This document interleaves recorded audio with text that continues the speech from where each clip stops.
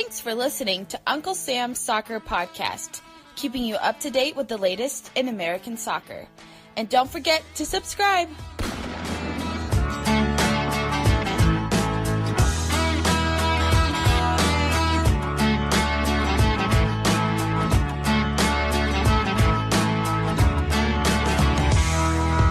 Hello, listeners, and welcome to this edition of Uncle Sam's Soccer Podcast. Stephen Jotter and Armand Kafai, and it is our USSF Presidential Election preview show, and we got some awesome guests joining us. Yeah, we do, Stephen. Jeff Carlisle and Paul Kennedy are joining us from Orlando, and that's where the election is going to take place. We've been waiting for this day as U.S. soccer fans involved in the media. We've seen the vicious attacks on Twitter and other means of social media. The day has come. Saturday, February 10th in Orlando, Florida, we are going to see the next U.S. soccer president crowned. It's insane. Honestly, it's insane because it's felt so long since we've talked about this, but it really hasn't. And just briefly, Armand, tell us how we got into this position. So plain and simple, we're going to jump to May, actually. Steve Gans and Paul Lapointe were the first to actually openly say, we want to challenge Sunil Gulati. And it'd be the first time since 98 the presidency would be challenged. Yes. Things changed completely on October 10th when the U.S. missed the World Cup by losing to Trinidad and Tobago 2-1. Mm-hmm. All of a sudden, you saw people clamoring for change. They wanted Gulati to resign immediately. They want Bruce Arena out, and they wanted change. It was almost like you just opened a door of just madness. You saw Eric Winalda come in October 21st. Paul Lapointe announced November 1st. Carlos Cordero, which actually was kind of a rebellion from Gulati because this was before he announced that he would not continue running on November 2nd. I just paused there for a second because I want to tell listeners we're going to come back to this point because I think it's very interesting because he's a front runner right now and he kind of slid in the shadows of everybody else and suddenly here he is. I mean, Armand's going to talk a little bit more about this after he goes through this timeline. Paul Caligiuri, former U.S. men's national team player, announced on November 3rd. Kyle Martino, the guy you see on NBC Sports, announced that he was going to run November 6th after saying he would not run.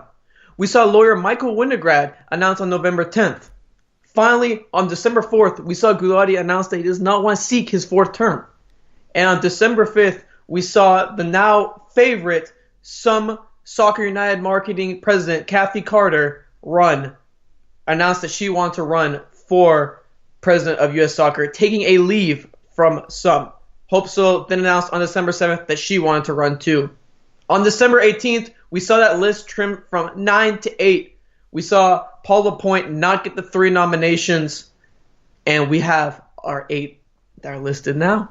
Yes, and I do want to tell listeners that when Kathy Carter submitted her bid for the presidency, sources tell Uncle Sam that it was some sort of setup, and Gulati and Garber kind of forced her into the position. Now, Garber and Gulati have denied those rumors, but those are what our sources are telling us. And it's not even sources at this point. We've seen the article written by Grant Wall that detailed a dinner with the New York delegation, the New York State Soccer Association, in what was Gulati and Garber at the dinner introducing Kathy Carter and seemingly getting their vote for her. It has been a wild ride in the U.S. soccer presidency, and I've been sitting here for the longest time wondering so many questions. What is going to be answered when this is all done? I don't know. I don't know, Stephen. It's insane because we also have a very diverse background. Now, you have players like Hope Solo. You have analysts who were once players, Martino and Winalda. You have 2 attorneys, Michael Winograd, Steve Gans, Paul Calgary, who was a former international, who seems to have actually fallen off the map when it comes to this process. Kathy Carter, obviously the sum and the conflict of interest and a huge discussion around that. Armand, Carlos Cordero, talk about his candidacy. It was interesting because not a lot of people are talking about Carlos Cordero, and to be quite honest with you, I am not surprised that he's a favorite. I am not surprised that he's a favorite at all. Plain and simple, when he announced that he was going to run, many people were reporting that Gulati kind of saw this as a little bit of a rebellion of sorts. That he's like, hey, wait, you're my right-hand man. Now you're going to start running for president? That's kind of backwards. I feel like if he had run with Gulati's blessing, that he would be the favorite, the consensus favorite. And I don't even think we'd be having a discussion at this point. But because he ran kind of against Gulati of sorts and kind of a rebellion, we're seeing Kathy Carter now have a realistic shot, and probably one of the best shots, to win the presidency, plain and simple. I think it's a really interesting thing. I think he is very status quo, but not really.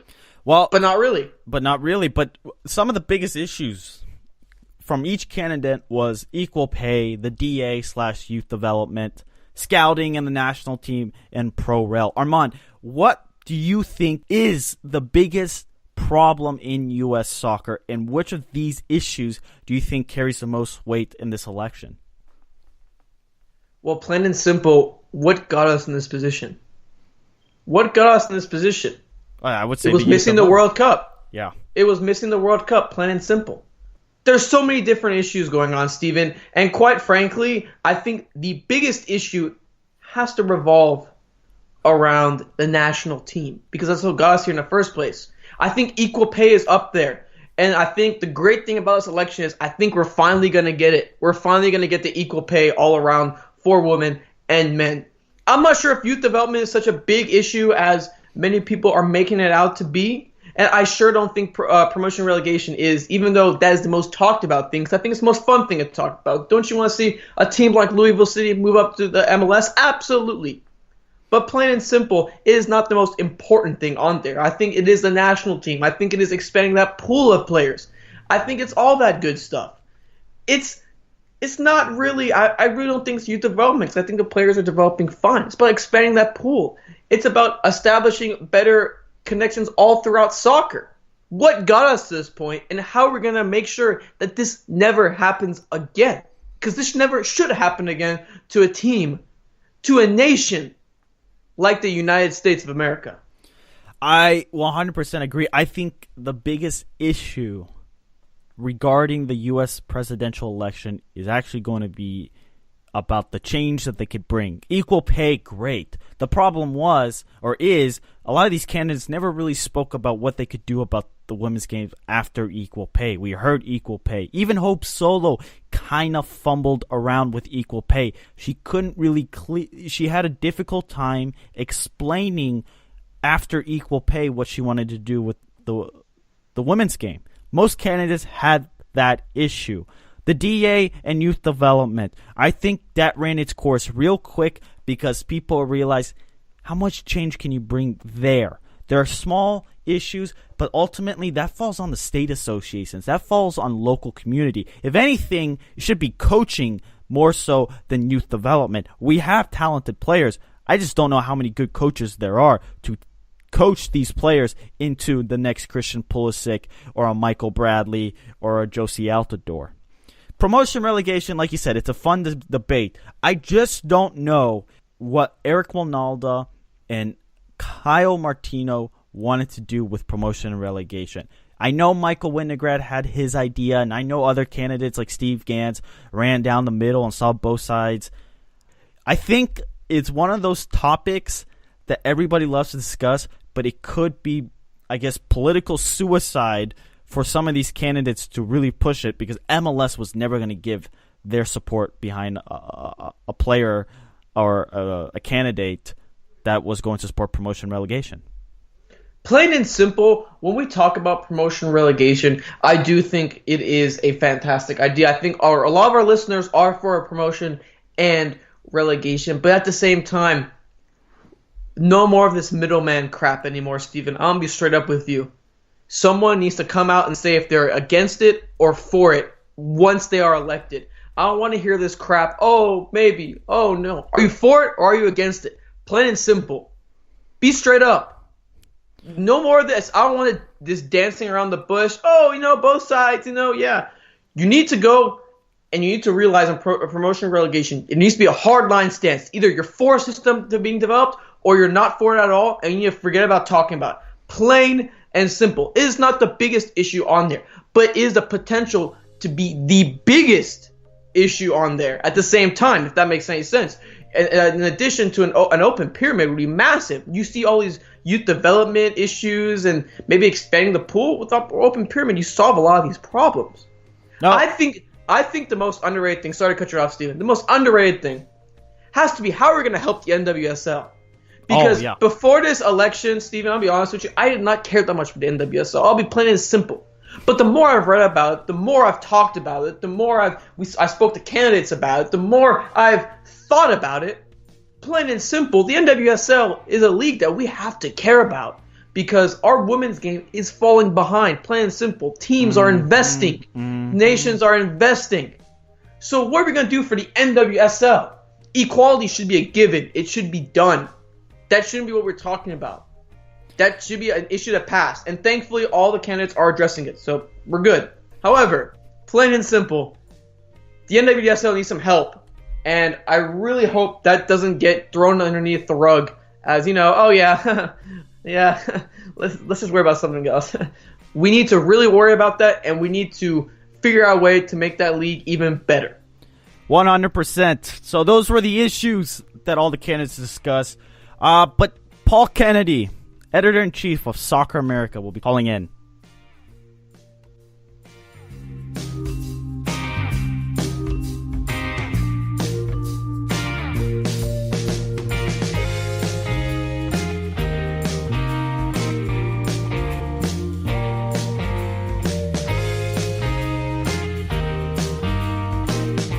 Alrighty, listeners, joining us right now is Paul Kennedy.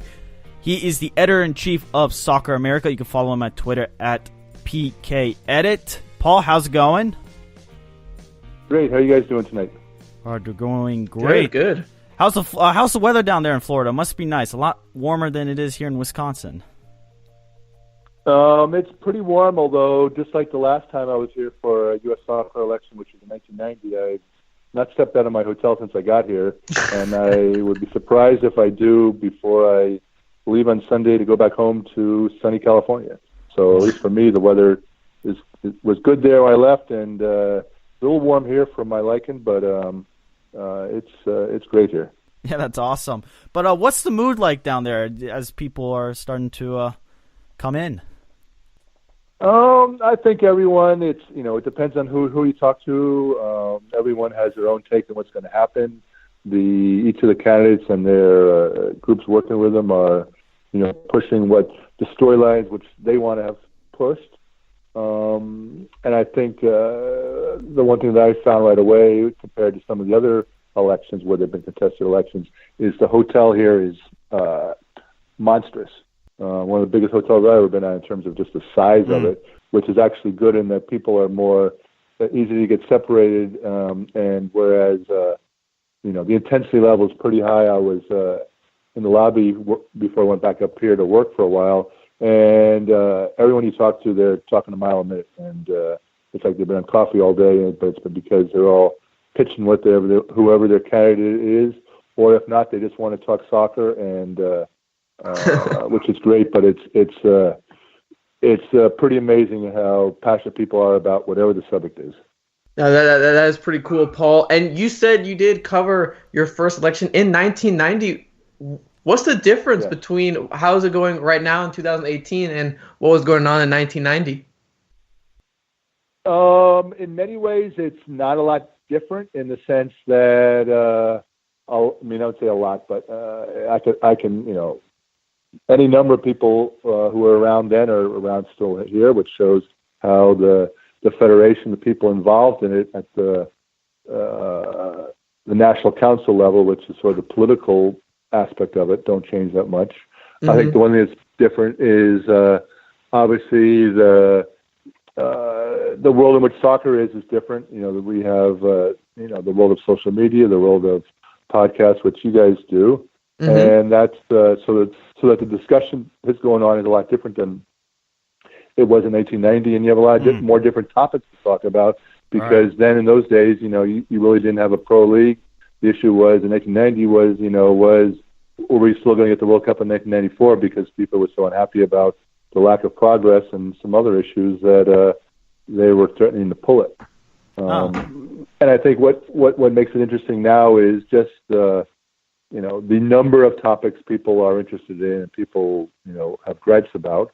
And at the same time, I would say it shows the progress that's been made, because the reason why we're sort of here is that tremendous progress has been made over the last 28 years since that last election here in Orlando, and soccer sort of reached a point where now to grow further is sort of the hard part, because it's hit a lot of obstacles that we're going to be there at some point.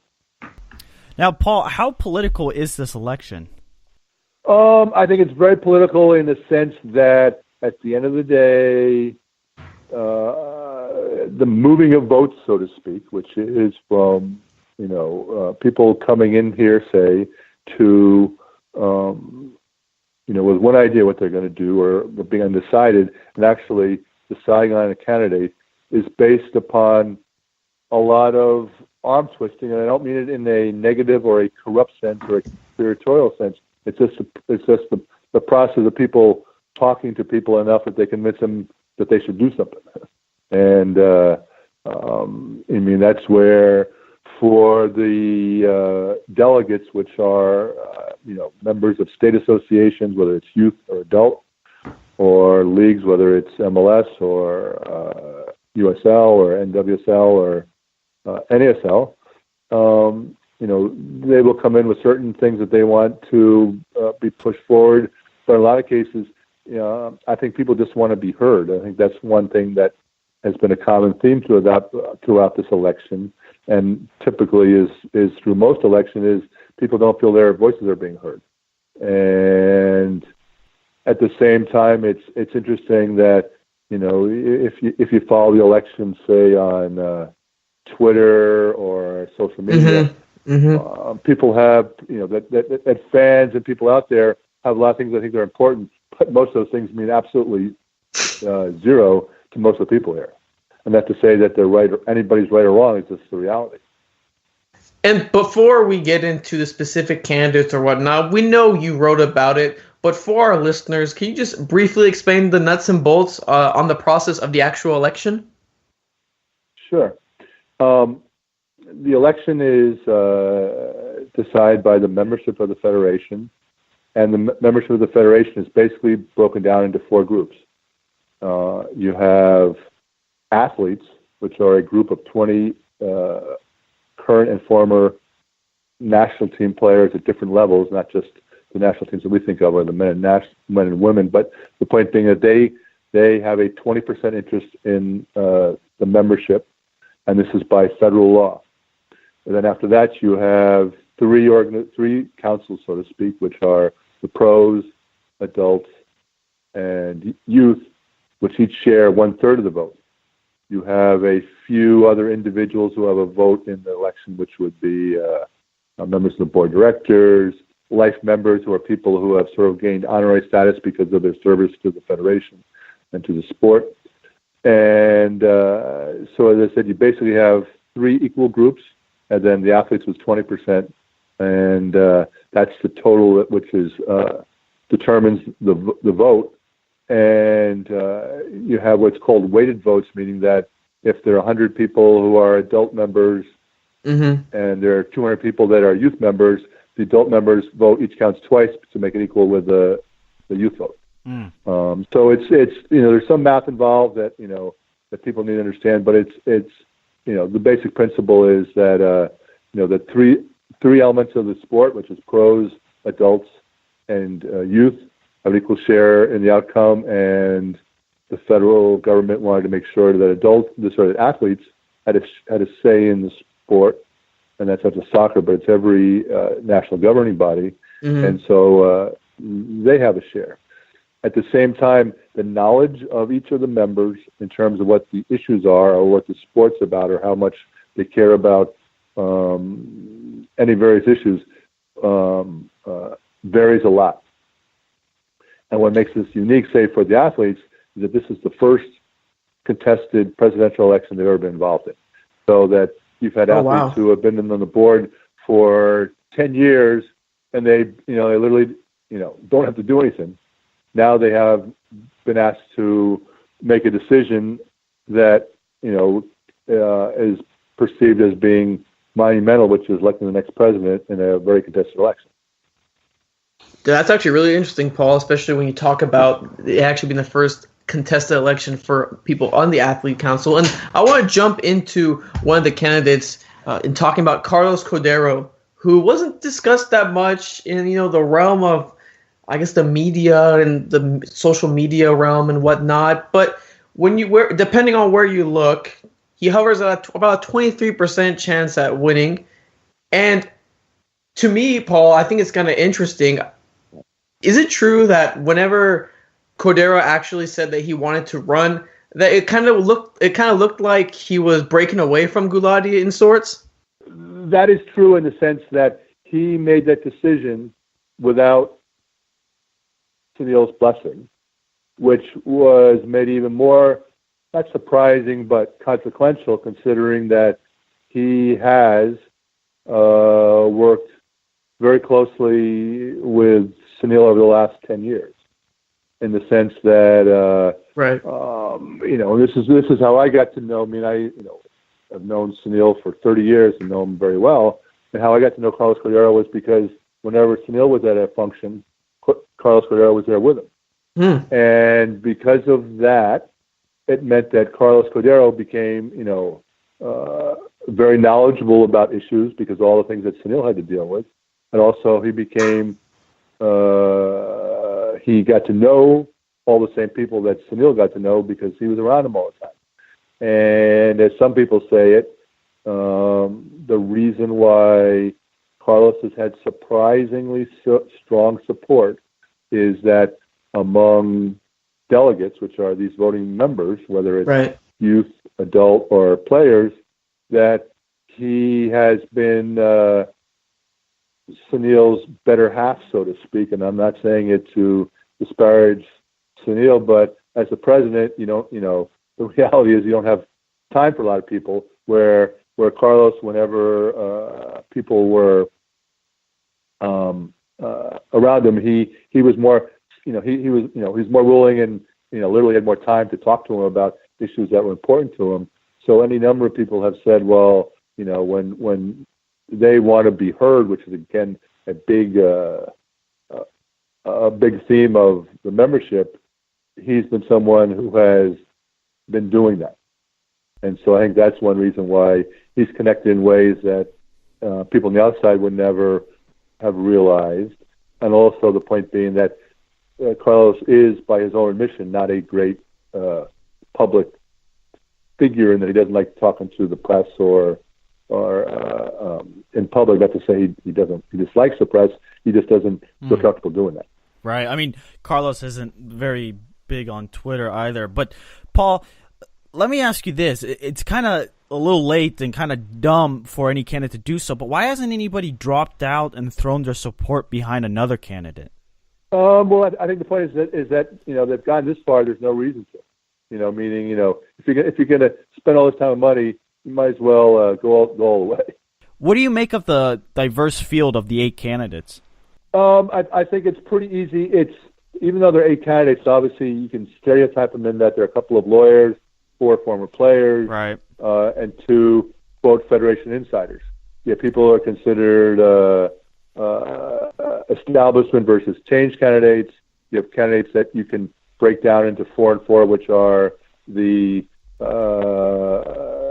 candidates with experience and the players without experience. So from that point of view, it's pretty easy to break them out. I think a lot of it also depends upon sort of a little bit how serious their campaigns are. Not to say that people are not serious, because at the end of the day, I have to say that whether or not I agree with every position that every candidate's taken, I can say that every candidate has spoken well on things that I think are worth listening to. So from that way, I consider that a great campaign. Obviously, there are parts of it that I agree with people who said it's been a very disappointing, or as Sunil said, a very disappointing and disgusting campaign, and I agree with that too. But the point being that it's there's a lot that's discussion that's been made. I'm also of the opinion that a lot of the issues are not something that a president or the federation can solve because they're more local issues and they're more issues of culture and society that have nothing to do with a federation coming in and saying they need to do something or spend money on. And Paul, when we hear Kathy Carter, if you go on Twitter, you see her just get slandered, or not slandered, just get attacked, and Kathy Carter this, Kathy Carter that. What is your opinion of what Kathy Carter brings to the table? I think that, meaning if you took out the fact that she had worked for some, she would, I think she would be, that no one would give her a hard time. I think there is a little bit some sexism involved, saying that she's not a soccer person. And I think that's something that's a tough issue for her, just from the point of view of not being a woman, but forget it being some, but being as a business salesperson throughout her whole career, and make it seem as though she's not a soccer person. And I would say the toughest issue she's had is to present herself in a way that doesn't come across as she's a salesperson. Not that she's some salesperson or an MLS salesperson, but that she's a salesperson. And I think that's a little bit, was my going to be thought of that was what she's going to have to deal with. And she's been that way, meaning that it isn't, she hasn't had necessarily always come across that comfortably. But again, she hasn't come across badly, and she has not hurt herself from the point of view that, she was always going to have the bullseye on her more so than anybody else, especially more so than even Carlos Cordero. Right. Now, Paul, obviously the public has no vote in this election, but the public has been very outspoken. Will that influence the vote some way? No. Plain and simple, no? No. I mean, that I would be surprised if the two main players are, let's say the four players. Right. If their combined percentage on the first ballot was more than 40%, I would be surprised. Oh, wow. And why is that? And the point being that if just because at the end of the day,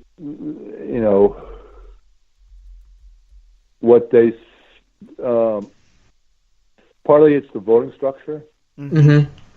Part of it is their lack of experience. And I think at the end of the day, the more the campaign's gone on,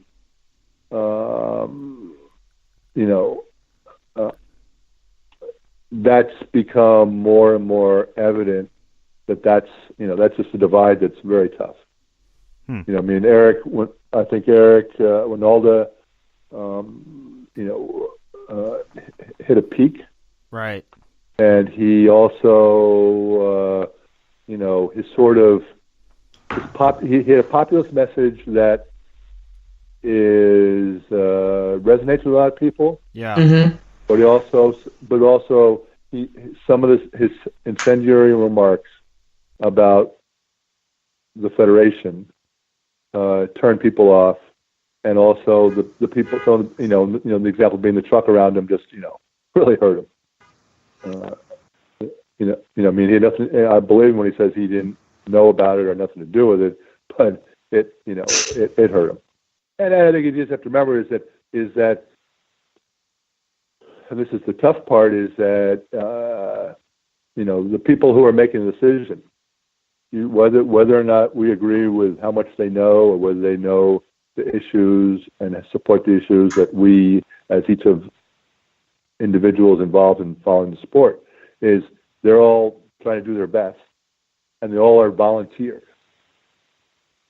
So that when they and sort of the process gets slammed, they're going to become pretty defensive. Absolutely, Paul. And before we let you go, I just want to ask you one final question in terms of what kind of change, if any, do you think we will see come Saturday when the election is all done? Do you think we'll see any change coming out of this election, or was it all just talk? I think the question is what change people are looking for. I think, and again, coming out of election Saturday, obviously, if someone is looking for a change in, a week or a month, right, obviously that won't happen. But the point being that, let's say within a year or two, I think that there will be a substantial change in how the Federation operates. And that's, to me, more the bigger issue than who's president is how is the Federation going to listen to the people who are involved in soccer on a daily basis, whether it's a youth club or an adult league or a pro club, trying to, each of them in their own ways, trying to do a better job and get better. And I think that's something that the Federation has not done a good job about, is becoming isolated and colorblind. And whoever wins, and I believe that even, people might not believe that someone like Cassie Carter would come in and shake things up, but I would imagine that whoever wins will shake things up in a good way. Because at this point, which is, the only thing we can really needed to start. No, absolutely. Well, thanks again, Paul. And if you guys want to follow him on Twitter, his Twitter handle is PKEdit. Anywhere else we can find your stuff, Paul, that you wanted to, do a shameless plug here? You can read socceramerica.com, which we, our website, and also our Soccer America Pro memberships, which you can subscribe to by going to socceramerica.com and sign up. I would highly recommend that, listeners. It's fantastic reading. But thanks again, Paul, and enjoy the election. Thank you, Paul. Hey, you're very welcome.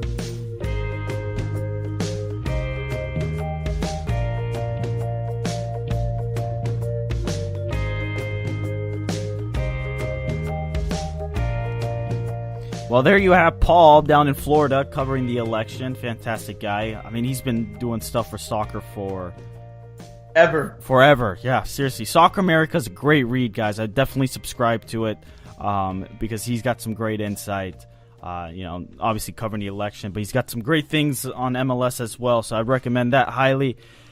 But Armand, can you name any former U.S. soccer president besides Sunil Gulati? I mean, you told me one, but I can't pronounce his last name. Well, nor can I, so I think we're on the same boat. I think, not really. And I mean, I guess when we look back at this, we're going to realize that, wow, we actually care about the U.S. Soccer Presidential Election. I mean, I think that means something. And let me just tell you this. All the things that Paul said, I think were spot on. And his blunt answer to whether the public thinks that matter is true. And we're going to get to more of that after we're done talking with Jeff. But it's true. Your Twitter rant may have been noticed by one guy, but I don't think the voters will care. Yeah, sure. Sadly. No, it's funny because Henry Bushnell, he writes for Yahoo Sports, and he spoke with Bob Continugla. He was the president of U.S. Soccer before Sunil Gulati.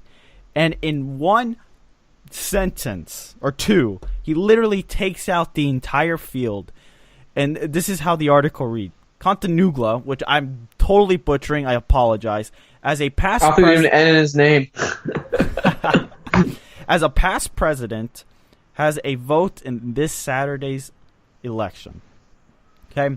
He's supporting Carlos Cordero. And he, like Gulati, doesn't hold back on the other candidates. This is hilarious, Armand. He says Eric Walnada is unfit to be president, and I told him that to his face. He says Hope Solo is not equipped to be president and fragile.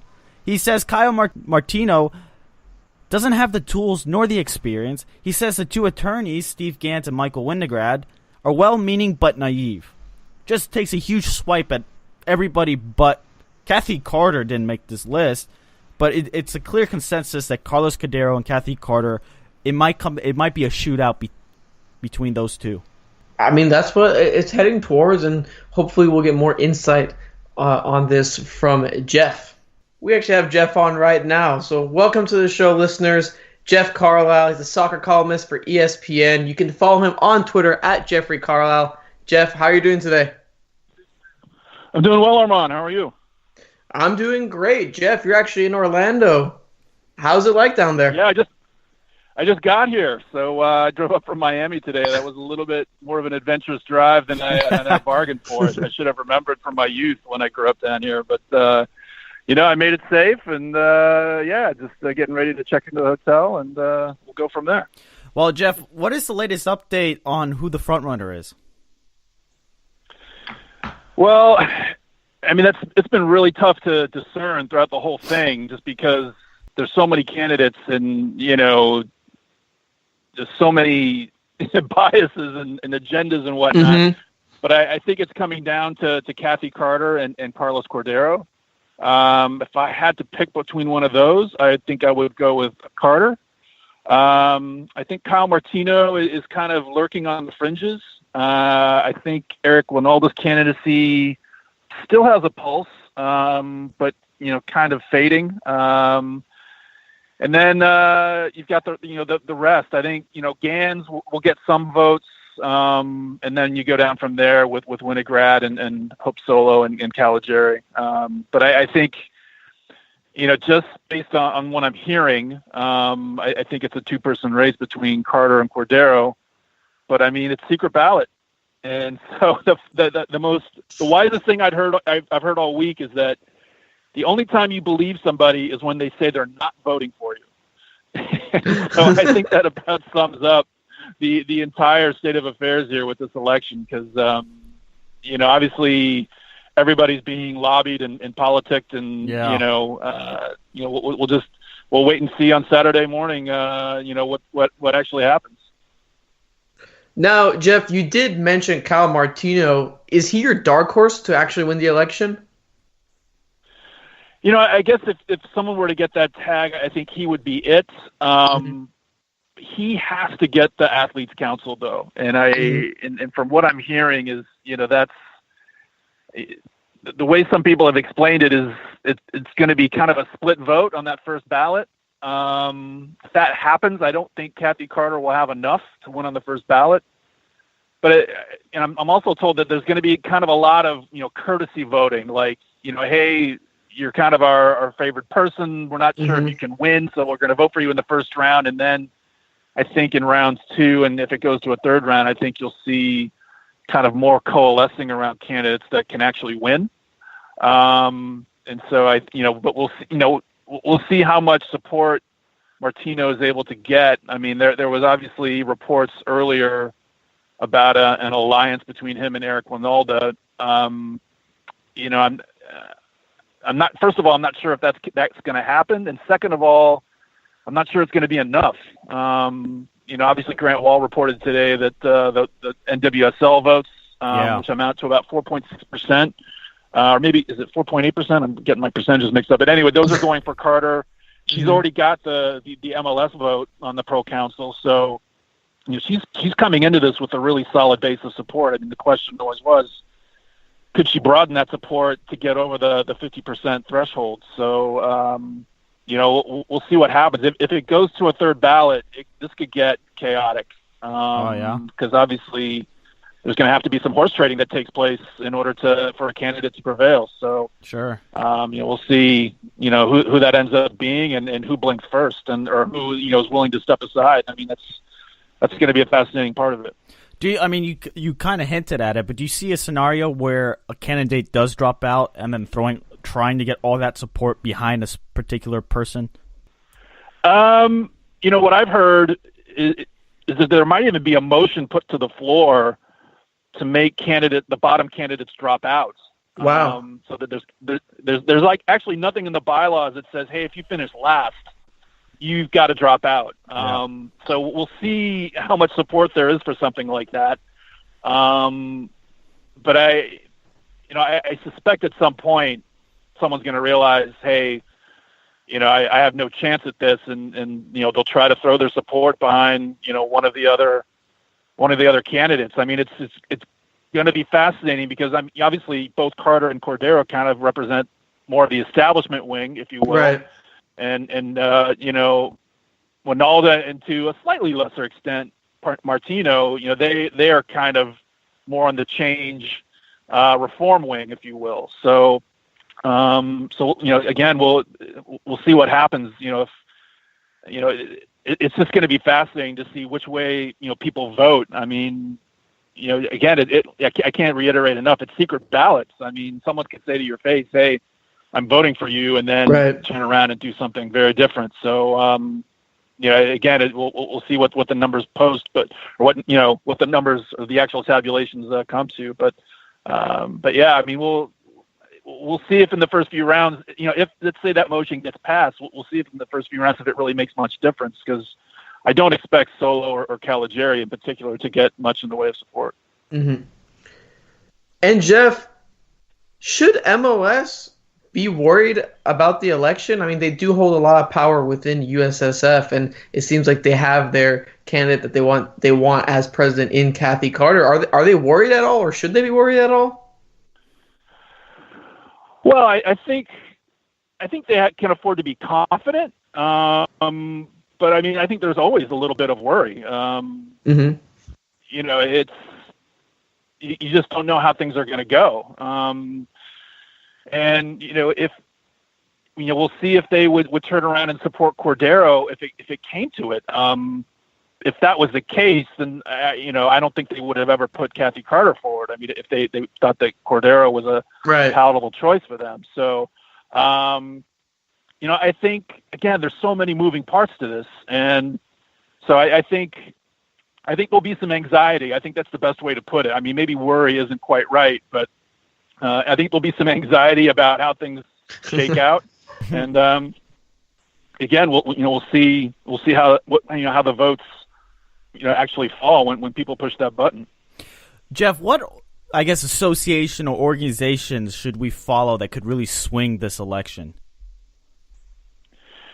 Well, certainly the Athletes Council, because historically they voted in a block. Again, I'm told that one scenario was that they could split their vote in the first round and then kind of come together in the later rounds. I think the U.S. Youth Soccer Association is another one that has, if I'm not mistaken, I want to say 3 to 4%, and then U.S. Club Soccer is another one. That's another organization who, I mean, if they actually announce what they're going to do, that's another one to keep an eye on. It's when you think the adult council and the youth council, you think about the state associations, and it's I kind of fell into this trap. It's tempting to think of them as having half the vote, but really the state associations have about 45, 46%, and then these other organizations like U.S. Club Soccer, have their chunk, and U.S. Youth Soccer Association has its chunk, and so it's really less than half. So, I mean, hypothetically, a candidate could get all of the state associations and still lose. So again, the dynamics of it are so complicated, and it's just been. I think this has all been kind of hidden from view, for the last almost 20 years, because it was back in 1998 that was really the last contested election. When Dr. Bob Contaguglia got elected, when he ran again, he ran unopposed. So that was 2002 or so, and then we entered the Sunil Gulati era, for the last 3 terms. So I mean, there's a lot of institutional knowledge that certainly predates me. I didn't start covering the game until 2002, 2003. Mm-hmm. And certainly never really paid that much attention to USSF politics, because there really were none. I mean, Sunil Gulati would have the Athletes Council and then the Pro Council, and really all he had to do was pick off a few state associations, and he was there. So that's why no one ever ran against him. So it's but a lot of this has been kind of hidden, this whole process, and there have been contested elections at the vice presidential level, but again, it's obviously that didn't get near the attention that this has gotten. I wanted to talk about promotion and relegation because it seems like it's a very fun topic to talk about, and it seems like a topic that's talked about quite a bit, especially if you go on social media such as Twitter and whatnot. And we've seen Eric Winalda kind of build his campaign around that. We've seen Martino add that in his progress plan, wanting to implement it by 2030. But how important of a factor do you think that is in voting, if at all? Not very. Yeah, not very. I mean, I talked to quite a few voters for a piece I did. I want to say it ran like a week or two ago. And, I think one guy brought it up on his own, and the rest of the, the potential voters that I talked to, I had to bring it up, like, hey, how important is this? And, some people said not important at all. And others said, well, it's an issue, but really there are these other issues that are more important to me, whether it's, the structure of youth soccer, or whether it's, the adult council getting its fees that it pays to the USSF, its registration fees, cut. I was talking to John Mata, and he confided to me that, there've been some lawsuits because players got injured. So that, they sued the USASA, and so their insurance has gone up. And so, all these things are kind of, impacting, their financials. And obviously that's kind of an easy thing to be for if you're one of the candidates, but every constituency's got their little pet issue. And, I think, it just depends on where you're looking. I think in the adult council, it's probably a little bit more of an issue, promotion relegation. I heard it from one youth soccer person. Again, this is not an exhaustive list. I mean, it was kind of a sampling, but I just didn't hear it coming up a ton.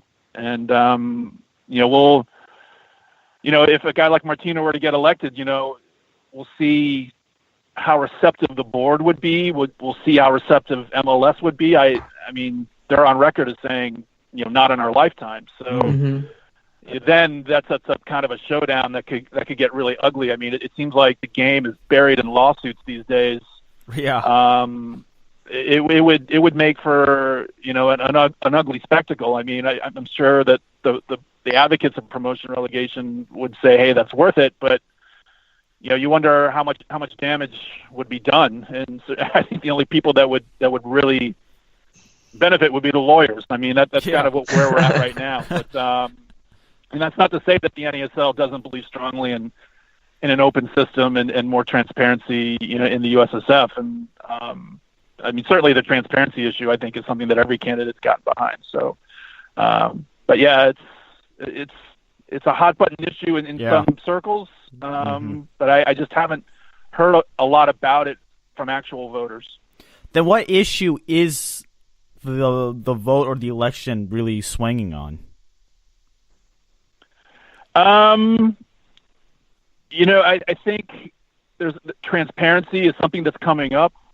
I think there are some elements of both the youth and the adult who are kind of concerned about a takeover by MLS.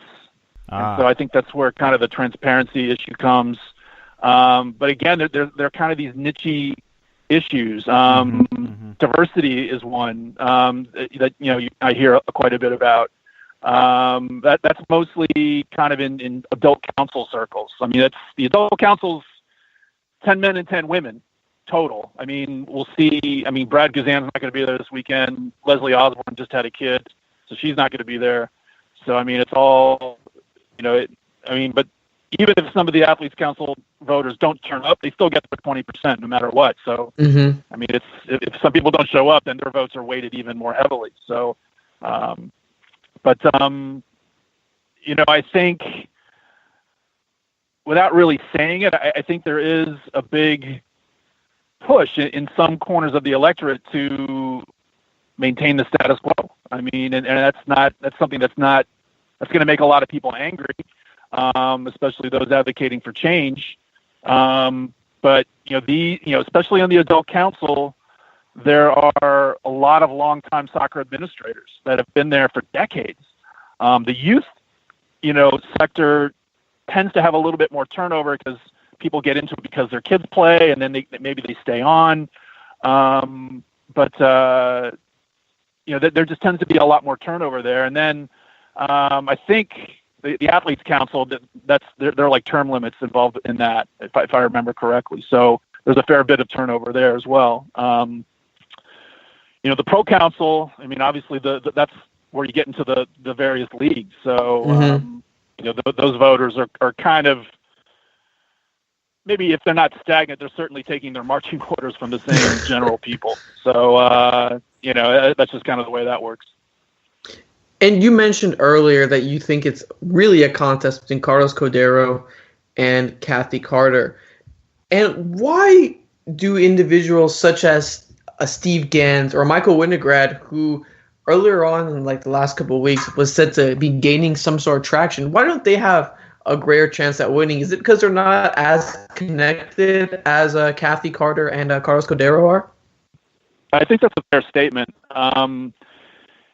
I think they're very different situations. I mean, I think Winograd has gained some momentum, but it was from an incredibly weak position. I think he's impressed a lot of people. He's impressed a lot of different constituencies, but not enough for them to change their vote. I mean, I wrote the other day that I think, Winograd, I don't think he's got any shot at winning this election, but I think he may be setting himself up for greater involvement in the USSF down the road. He's got some ideas, and, certainly his promotion relegation where there were like guest teams that's kind of an interesting idea. So I think it's more, he's just kind of increasing his name recognition in a positive way. And so, maybe he'll get a couple votes. I mean, Gans' situation is a little bit different. I mean, I don't see him, he says he's getting some momentum. I mean, I think the rules of the game changed on Gans. I think when he entered the race, he thought he was going up against Sunil. He thought that it was going to be like a 2, at most 3-person race. And so he really set out to differentiate himself from Sunil. And then Trinidad happened. And, right. Instead of it being a 2 or 3-person race, it became the free-for-all where there's 8 candidates. Could have been 9 if Paul Lapointe had managed to get the letters of recommendation. And so I think, in Gans' case, the best laid plans kind of went awry. And so I think, he's found it, obviously, guys like Winalda and Martino bring greater name recognition, and people like Carter and Cordero kind of bring built-in levels of support that the Gans just didn't have. So I think when you mix all that up and you combine that together, I think it's been tough for Gans to make any headway. I think he's a capable guy, but it's been tough for him to really be able to resonate and really, I think he might be a lot of people's second or third choice, but in his case, I don't think it's going to be enough for him to really get over the top in any great degree. Absolutely, Jeff. Thanks again for taking time to talk to us, and we'll leave you, let you go here after this final question. Whoever becomes president, do you think we'll see any type of change? Yeah, I think that's going to be really difficult. I mean, I think, when Sunil Gulati was president, I think he accumulated a lot of power over the years, and the board of directors kind of ceded a lot of that power to him. And lately, there's been a movement to kind of claim a lot of that back. And so, I think, whoever gets elected is going to be entering a very different situation than was there previously. I mean, I think Kathy Carter has already said, "Hey, I'm a chairperson of the board. I'm not an executive CEO type."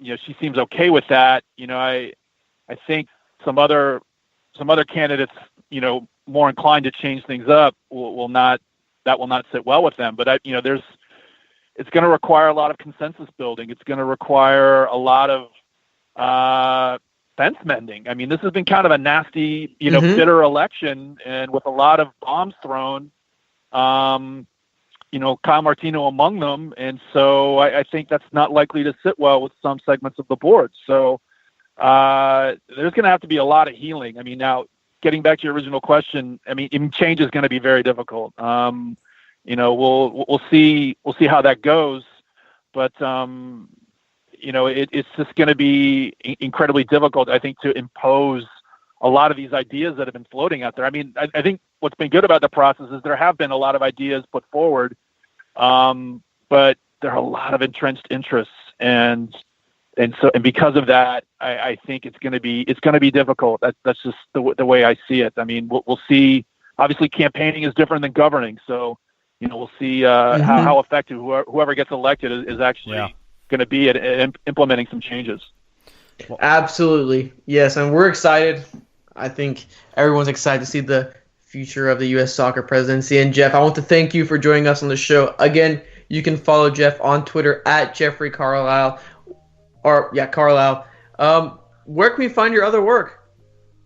Yeah, just go to I think you have to go to ESPN.com/soccer now. The old ESPN alias is Kaputski. So you're going to have to go to. It's the same look and feel as the rest of the site now. So they made that decision. But if you go to ESPN.com/soccer, that's where you'll find me. And Twitter, just scroll through my Twitter feed, and you can find my work there as well.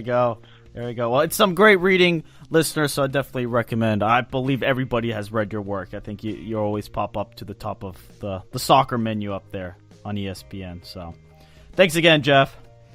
Thank you, Jeff. Yeah, anytime, guys. My pleasure.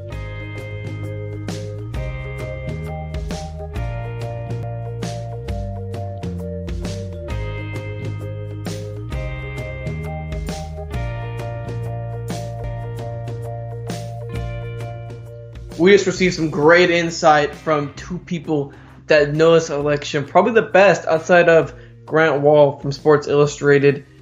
Jeff Carlisle, Paul Kennedy, thank you for joining us again as we receive some insight on the U.S. soccer presidential election. Steven! What? The day has come. It's crazy. Saturday. Crazy. It's Saturday in Orlando. And before you say something, we actually started this podcast in August. No, late July. And now we jumped into the presidential talk. I'd probably say in October. So I mean, for us, we were a brand new podcast when this process started, and we've kind of seen it come up and down. It's one of the first few things that we really followed in depth. So it's kind of a big moment, I'd say, for everyone involved. Absolutely, and I think, listeners, if I had one advice for this election, we obviously, the people, don't have much say in it. But if we have learned anything from elections in the last 2 years, whether it is Brexit or what's happened in France last year or what's going on in Poland in recent months, here in America, obviously, anything is truly possible with these elections. And things can flip. And because this is a secret ballot, people will lie. The game of politics will be front and center. And expect something unexpected to happen. We might actually get one of the front runners, but I think there will be a weird twist. Who knows? Maybe one of the lawyers will get a weird pop. I wouldn't be surprised if Walnalda's gets a weird increase too. Maybe Martino falls apart. Maybe Martino's the one that falls out and gives his support to Walnalda. I think someone is going to drop out, and it's going to change the dynamic for one of the rounds of voting. If it goes to a third round, that will be crazy because that's going to make it really fun. I want mad chaos, Armand, out of this Saturday. I want a great spectacle. I don't want to wake up early and watch just a candidate get elected. I want an absolute mad chaos of an election. I want people scrambling. I want people confused. I want this thing to go as long as possible. I mean, I can't blame you. It's been plenty of juicy storylines throughout. On October 10th, 2017, we witnessed probably the most colossal failure in U.S. soccer history, I would say, by missing the World Cup. And this is part of the process of starting a new day, new age. Do you think that we're going to see more elections like this now with USSF? They obviously put in term limits. You can only exceed 3 terms, 4 years like the U.S. president, so 12 total years. There's also limits for the board, vice president. So there are term limits now. Do you think we're going to see more of this change in contest with the U.S. soccer presidency? I mean, I think we will see more people coming in. I do, but I don't think it'll be as contentious as this, because unless the U.S. Unless USA fails to make the World Cup in 2022, that one will be worse as this one if that happens. But overall, I think it'll be a little more contested, but not as heated and as contentious. And part of the selection is kind of turning a new page, right? Yeah. We've gone from okay, we made the World Cup, we're fine, we're okay with making the group stage and going to the knockout round. Oh, we're on the 16, that's okay, It's a new page in U.S. soccer. We have Christian Pulisic. We have plenty of youngsters in Europe that are playing outstanding. We have the Women's League that's coming up. We have MLS reaching new heights. We see USL reaching new heights. We see NASL falling down. There's so many things going on. This is a new era in soccer in this country. Now, the question is, what's going to happen at the top of this? Are we going to see more of the same? Are we going to see a drastic change? That's the question, and I know we don't have a voice. But to those people who are advocating on Twitter all the time, thank you. You've raised awareness for this election, and you've made it truly something really special, I think, to watch. To the people covering it, I even credit us, who've been interviewing candidates and getting the ball rolling and talking about it on Twitter. Thank you. You've done your job. I think this does represent a new time in U.S. soccer. When you look in the media, when you look in just how the sport is covered. Remember, if this was any other sport, this would be top of the hour on ESPN every single day. This is one of the most highly contested elections I have seen. And Steven, to be honest with you, it's coming, and I'm honestly really excited to see what is going to happen. I'm like I said, I just want chaos. I just want to see an absolute blank hole go on. Let me ask you this. We're sitting here right now we're recording this as of Thursday the 8th. Yeah. On Saturday, February 10th, who is winning the U.S. soccer presidential election? Armand, we're going to make this quick. Carlos Cordero. You took the words right out of my mouth. Carlos Cordero, I think, will be the next president of U.S. soccer. Yeah, I'm interested to see. All right, listeners, follow us on Twitter, Uncle Sam Soccer Pod, Steven Jotter, and Armand Kafai. Behind the scenes, Jake Watroba. Thanks again to Paul Kennedy and Jeff Carlisle. Go read their stuff because it's amazing. Subscribe to Soccer America. Have the ESPN thing on your app on your phone. Do what you need to. Share their articles. Get the word out. Retweet this episode because it's not going to last very long in its importance. But there you go. It is Uncle Sam's USSF Presidential Preview. Till next time.